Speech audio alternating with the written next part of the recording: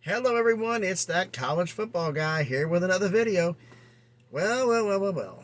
Pac-12 Media Days finally happened. George Kliavkoff, the commissioner of the Pac-12, said the fact that they're not shopping right now and been ducking hand grenades thrown at the Big 12 to try to, disillusion and disenfranchise some of our members and everything else, but we know the financial value and we understand why they're jealous, why they envious. Georgie. How do I say this? Well, first off,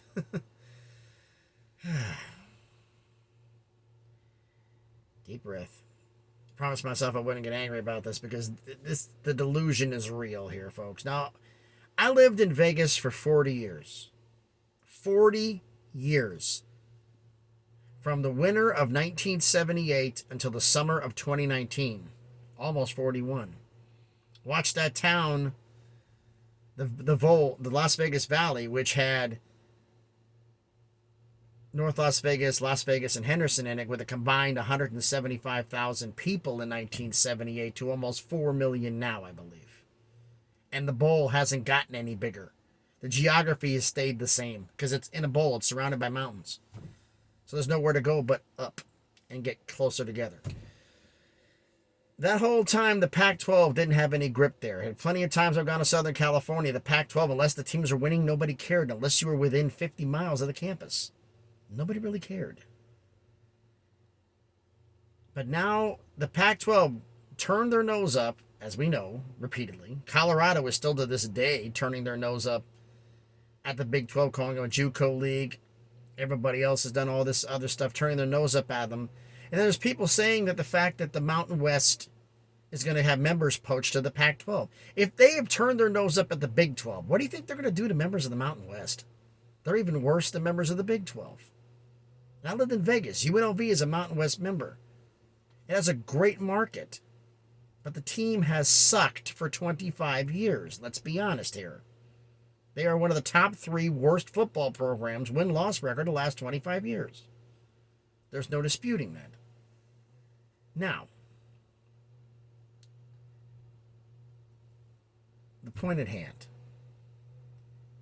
Kliavkoff basically said that the Big 12 is not as valuable as the Pac-12. Well, George, if that's true, why are you getting offered $24.5 million per school in the front offer, and the initial offer apparently is anywhere from 41 to 46 million for the Big 12 per school?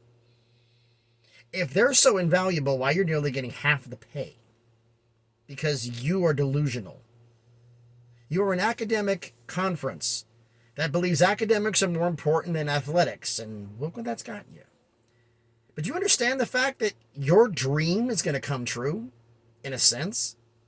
Because you're going to become an academic case study that they'll be using at universities all throughout the country on how not to run a college football conference, how to avoid making billion-dollar mistakes that can result in the destruction of your business, the Pac-12. If they would have added Big 12 schools right now, the roles would be reversed. But because they weren't academically appropriate, you turned them down.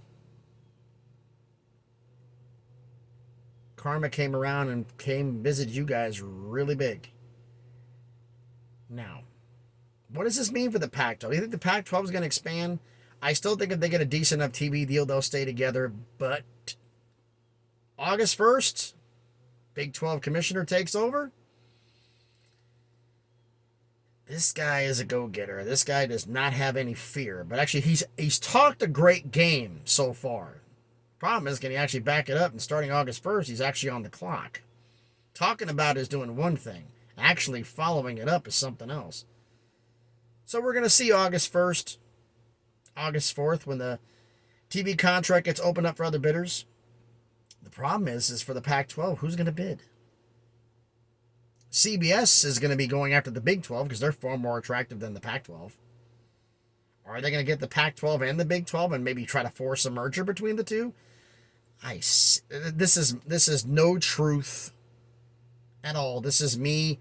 If it's television, this is me just guessing, folks. I don't have any sources on this. I'm guessing. And I don't think that would happen.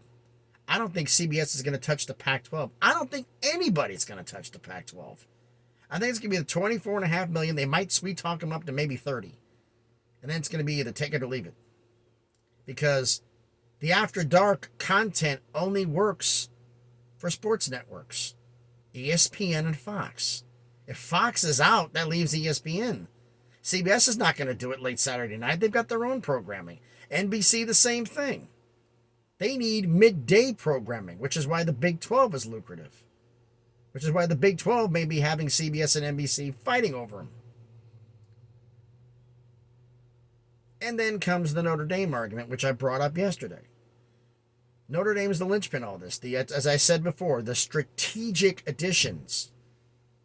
Sneaking over to, hey, Notre Dame, what's it going to take to get you to join the Big Ten? We need to bring in Stanford? Okay. Then you bring in Cal? Okay. You want a four-corner school? What four-corner school do you want? It's, where you're talking about Colorado, Utah, Arizona, and Arizona State, right? Oh, Colorado. The school that you fought with from time to time, battled for national championships with. They also bordered Nebraska, one of the Big Ten schools. They had a rivalry before. Okay, we can do that. That would be 4 additions. Is that all you need? Do you want Portland? Do you want Oregon and Washington? And yeah, okay, you maybe not don't care about them. At least not right now. Okay. Notre Dame holds all the cards in this, folks. The Big 12 can do a preemptive strike and start taking schools right now.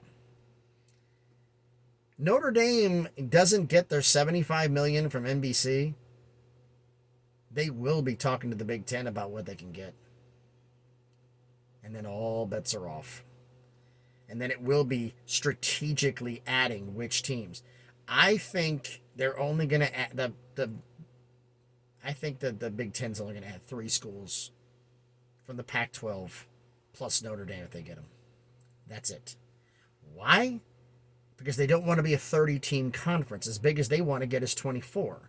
So you have 16 already. You add 4, that makes 20, which means if you get 4 from the SEC, from the ACC, that puts you at 24. Which means they can only add 4 schools. If they get Notre Dame, that means 3 others. I think Cal and Stanford are going to be 2 of them. I think it's going to be a package deal in order to get Stanford. And Notre Dame, I don't think would mind me playing Cal because they can beat them up on a regular basis. And having Colorado around would help them too. I don't think they're going to add more than 4 schools. I really don't. Because the fact is, I don't think the Big Ten wants to get bigger than 24. And if they plan on raiding the ACC, wanting to get North Carolina and Virginia, and they're talking about Miami and Florida State, there's your 4. So if you take 6, that only leaves 2 spots open. I think they're gonna, if this happens, folks, and this is all speculation, I personally can't wait till August 1st, August 4th. First week of August is going to be interesting, folks, because the Big 12 Commissioner is going to be on deck. Brett Yormark's going to make his move. Kevin Warren's going to have to do a counter move, possibly. Talk to Notre Dame. Wildcard is going to be probably sitting there twiddling his thumbs. Want to know what the heck happened?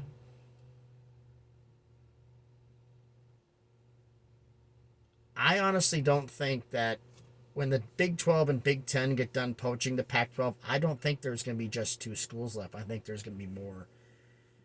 And call me crazy, I think Oregon and Washington could be with Washington State and Oregon State. The whole Northwest U.S. could be left behind. It would be Oregon and Washington would have to settle for, guess we're going to have to go to the Big 12. Because the Big 10's going to say, no, sorry, guys. As I said, the Big 10, if you look at if they want to add 4 teams from the ACC and they don't want to be any bigger than 24, that means counting Notre Dame, they only can add 3 from the Pac-12. Unless they only want to add 3 from the ACC. I know they want North Carolina, I know they want Virginia, and I know they want Miami. The question is, though, and the wild card in all of this, hear me out. Will they let North Carolina leave without Duke? And would the Big Ten want Duke? academic prowess, brand recognition. They suck as a football team, but hey, Northwestern can't be the only one getting beaten up every week. They need somebody else to be a doormat. Duke football would fit the bill. And Duke basketball in the Big Ten with Michigan and all the other Because I would hate to see it if Duke had to join the Big 12 when the ACC falls apart. I'd hate to see it. But then again, folks, who knows? Anyway, I'm that college football guy. Thank you everyone for enjoying the video. If you like the video, give me the thumbs up. Comment down to me below. Constructive criticism, any changes you wish to make, any comments you wish to make, please make them. And if you like the video, subscribe to the channel. I'd love to get more members. You're at 88 right now. I thought about 100 by the end of the month. We might get 100 before Brett Yormark's first week in office. We might be 100 by August 7th. That'd be a nice little target to hit, but I don't want to push anybody. I'm not that kind of guy who says, hey, I want to get 1,000 subscribers in less than a month. I don't know if this channel is ever going to get to 1,000, but I would love to get there. I would love to keep growing this channel. But anyway, everybody, thank you everybody for watching the video, and as always, please be good to each other.